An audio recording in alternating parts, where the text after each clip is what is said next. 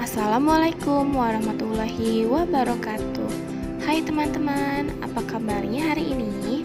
Semoga kalian masih tetap semangat. Hari ini kita akan mempelajari tema 6 subtema 2 dengan fokus pembelajaran IPA dan Bahasa Indonesia. Mari siapkan buku tema 6 kalian serta simak video berikut ini. Untuk pembelajaran IPA subtema 2, tema 6, kita akan mempelajari cara-cara perpindahan kalor dalam kehidupan sehari-hari. Kalor berpindah dari benda yang memiliki suhu lebih tinggi ke benda dengan suhu lebih rendah hingga tercapai keseimbangan suhu.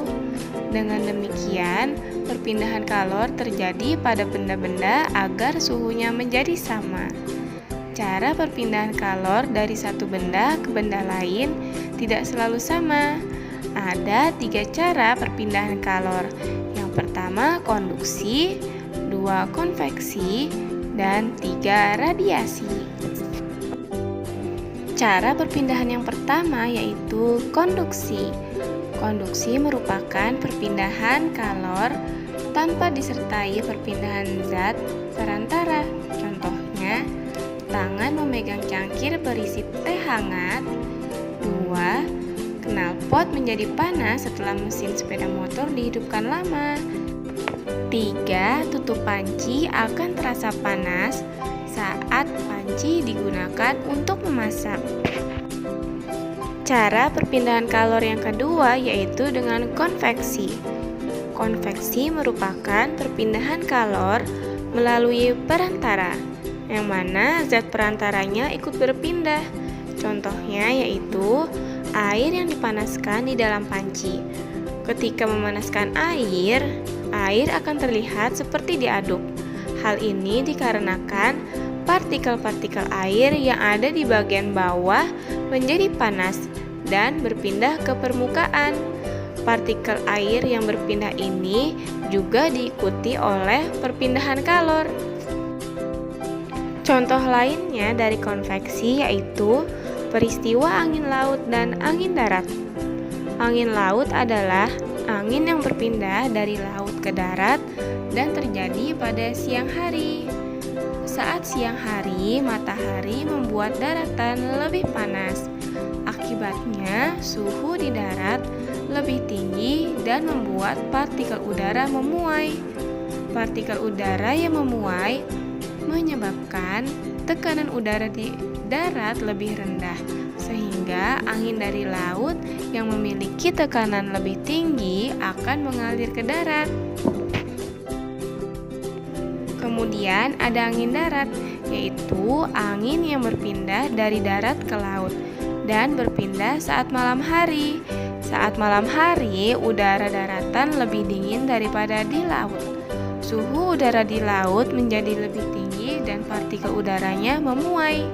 Partikel udara di laut akan bergerak ke atas dan digantikan partikel udara dan darat. Lalu contoh terakhir dari konveksi yaitu sirkulasi udara yang mengalir melalui jendela karena adanya perpindahan partikel udara panas. Cara perpindahan yang ketiga yaitu radiasi. Radiasi merupakan perpindahan kalor tanpa melalui perantara. Contohnya yaitu tubuh terasa hangat ketika dekat dengan api, seperti saat dekat dengan api unggun. 2. Panas matahari yang terasa sampai ke permukaan bumi.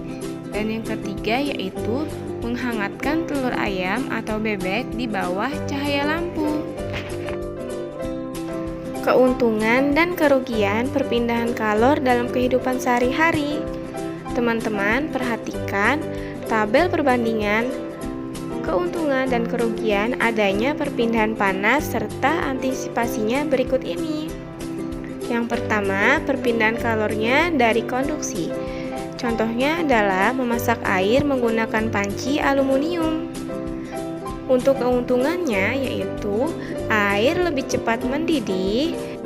Kerugiannya adalah Logam aluminium lebih cepat panas sehingga berbahaya jika disentuh langsung.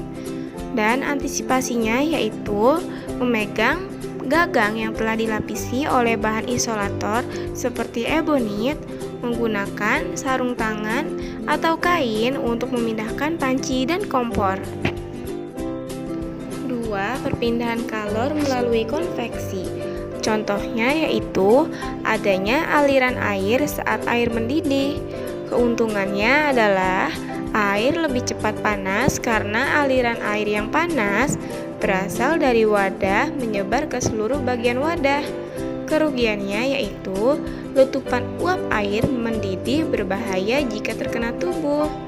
Dan antisipasinya adalah menggunakan tutup panci saat memasak air, serta tubuh tidak terlalu dekat dengan air saat memindahkan panci. Untuk perpindahan kalor yang ketiga yaitu radiasi. Contohnya, pancaran sinar matahari yang mengenai tubuh. Keuntungannya yaitu tubuh terasa hangat saat terkena sinar matahari. Kerugiannya adalah jika kondisi matahari sedang terik, kita akan merasa kepanasan. Dan antisipasinya yaitu menggunakan payung atau topi untuk melindungi tubuh dari terkena sinar matahari secara langsung. Lanjut, kita akan mempelajari bahasa Indonesia, yaitu menjelaskan isi teks media cetak melalui peta konsep. Media cetak mengandung berbagai informasi.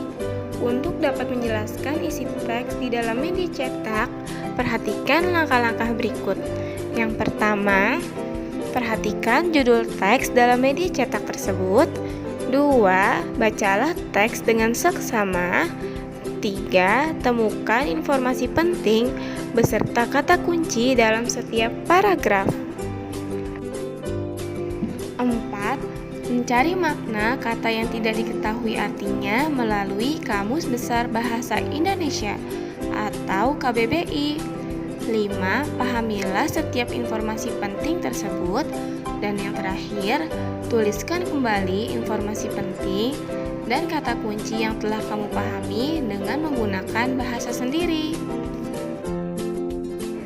Salah satu cara menjelaskan isi teks adalah membuat peta konsep. Peta konsep merupakan cara untuk menyajikan ide atau informasi penting dalam bentuk cabang. Pada peta konsep, informasi penting dihubungkan dengan informasi lain yang ditulis dalam bentuk kata kunci atau gambar. Melalui peta konsep, sekumpulan data atau informasi diolah dengan cara tertentu, sehingga dapat dipahami oleh pembaca. Perhatikan contoh teks berikut. Wood fire merupakan salah satu cara memasak makanan dalam tungku besar. Tungku besar tersebut terbuat dari batu bata merah yang di bagian dalamnya terdapat kayu bakar menyala. Kayu yang digunakan untuk pembakaran adalah kayu pohon rambutan yang sudah kering dan tidak bergetah. Hal tersebut dilakukan karena kayu pohon rambutan mudah diperoleh dan menghasilkan api yang stabil. Dari paragraf tersebut, informasi penting yang didapatkan adalah wood fire merupakan salah satu cara memasak makanan dalam tungku besar. 2. Tungku besar terbuat dari batu bata merah yang di bagian dalamnya terdapat kayu bakar menyala. Dan yang ketiga, kayu yang digunakan untuk pembakaran adalah kayu pohon rambutan yang sudah kering dan tidak bergetah. Dan kata kunci pada paragraf tersebut yaitu wood fire dan tungku besar. Menjelaskan kesimpulan isi teks media cetak. Tujuan dibuatnya kesimpulan adalah agar lebih mudah dan cepat memahami isi teks media cetak. Kesimpulan dibuat dengan cara mengambil intisari dari informasi teks berdasarkan apa yang telah diuraikan melalui poin-poin atau peta konsep. Selain itu, kalian juga perlu memperhatikan pemilihan kata dan ejaan yang digunakan saat membuat kesimpulan. Perhatikan contoh berikut. Tempat pelelangan ikan merupakan tempat bertemunya para nelayan dengan pedagang ikan. Para nelayan menjual hasil tangkapannya kepada pembeli. Pihak yang membeli di pelelangan ikan adalah pedagang. Mereka akan menjual kembali hasil tangkapan nelayan kepada konsumen. Nah, untuk kesimpulannya yaitu tempat pelelangan ikan merupakan tempat bertemunya nelayan yang menjual hasil tangkapannya dengan pedagang ikan. Menjelaskan isi teks media cetak melalui pokok pikiran. Pokok pikiran terdapat di dalam setiap paragraf pada teks yang disajikan. Umumnya, pokok pikiran di dalam suatu paragraf terkandung dalam kalimat pokok atau kalimat utama yang berada di awal paragraf. Dengan mengetahui pokok pikiran setiap paragraf, kalian dapat menjelaskan isi teks media cetak menggunakan bahasa sendiri. Perhatikan contoh paragraf berikut. Embun terbentuk dari proses perubahan uap-uap air menjadi titik-titik air. Proses terbentuknya embun ini biasanya terjadi pada malam hari saat suhu udara cukup dingin. Saat udara dingin, udara tidak mampu menampung uap air dalam jumlah banyak. Uap air yang tidak mampu ditampung itulah yang kemudian berubah menjadi titik-titik air atau embun. Nah, untuk paragraf tersebut, kalimat utamanya adalah embun terbentuk dari proses perubahan uap-uap air menjadi titik-titik air. Serta pokok pikirannya adalah proses pembentukan embun. Membuat kesimpulan isi teks media cetak dari diagram.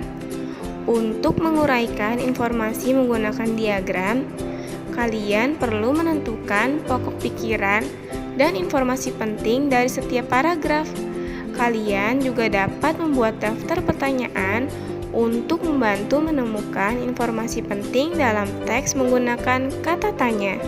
Setelah menentukan pokok pikiran dan jawaban dari pertanyaan yang dibuat, kalian dapat membuat diagram.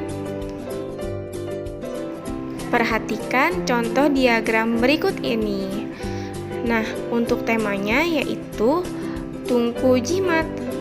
Nah, ini dibuat oleh Supriyanto. Teknik pembakaran tungku meminimalkan penggunaan oksigen dan minimnya oksigen dapat mempercepat peningkatan suhu. Serta singkatan dari tungku jimat yaitu tungku energi hemat. Kesimpulannya adalah tungku jimat adalah tungku energi hemat yang dibuat oleh Supriyanto. Tungku tersebut meminimalkan penggunaan oksigen sehingga mempercepat peningkatan suhu. Membuat kesimpulan isi teks media cetak berdasarkan diagram. Untuk dapat membuat kesimpulan, kita harus memahami informasi penting yang terkandung di dalam teks tersebut. Pada pelajaran sebelumnya, kalian sudah mengetahui bahwa peta konsep atau diagram dapat mempermudah dalam membuat kesimpulan. Untuk membuat diagram, kalian dapat membuat pertanyaan dan jawaban mengenai informasi penting yang ada di dalam teks. Membuat ringkasan teks penjelas. Untuk dapat membuat ringkasan, kalian perlu menemukan pokok pikiran dari setiap paragraf. Kalian juga bisa membuat diagram untuk memudahkan pokok pikiran dari setiap paragraf teks tersebut. Selanjutnya, membuat kesimpulan dengan bahasa sendiri. Perhatikan contoh berikut. Mahasiswa jurusan Teknik Elektro Universitas Pendidikan Indonesia bernama Ganjar Chandra Sumindar menciptakan kompor inovatif. Kompor temuannya dinamakan Komnet atau kompor magnet. Kompor itu bukan saja lebih efisien, melainkan juga mudah, aman, dan nyaman untuk digunakan. Nah, untuk ringkasan teks tersebut adalah Mahasiswa jurusan Teknik Elektro Universitas Pendidikan Indonesia bernama Ganjar Chandra Sumindar menciptakan kompor inovatif yang dinamakan Komnet atau kompor magnet. Untuk mengetahui pemahaman kalian pada pembelajaran hari ini, maka kerjakan halaman 76, ayo mencoba, halaman 81 sampai 82, ayo menulis, dan halaman 119 sampai 120, ayo menulis. Oke teman-teman, cukup sekian pembelajaran kita hari ini. Semoga kalian memahami apa yang sudah kita pelajari. Dan jika kalian memiliki pertanyaan, silahkan tanyakan pertanyaan kalian. Jangan lupa untuk selalu diulang pembelajaran yang sudah kita pelajari, agar kalian selalu ingat dan paham ketika kita mempelajari pelajaran selanjutnya.